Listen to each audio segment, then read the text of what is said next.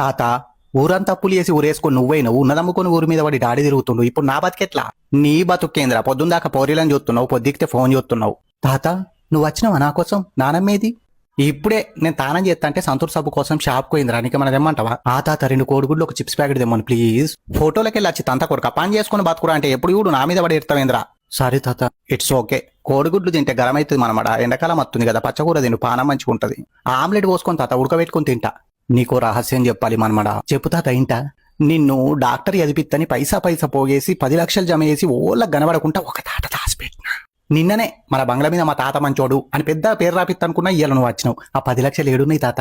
పాడుతా తీయగాల పాట పాడదంటే ఆ 10 లక్షలు తీసుకుపోయి పద్మజ మేడం పాదాల దగ్గర పెట్టినాం అనమాట. పాడిందా? పాడలేదురా. అదే రోజు ప్రమాదవశాత్తు వాళ్ళ ఇంట్లో మాట్లాడుకొని పద్మజ మేడం పానమిడిసింది. మరి పైసలు? ఇంకేడ పైసలు రా, అగ్గంటుకొని ఆన్నే బొగ్గైనాయి. బూడిద తీసుకొచ్చి సేంబులో వచ్చి మన సెల్ఫ్ మీద పెట్టిన తీసుకపో.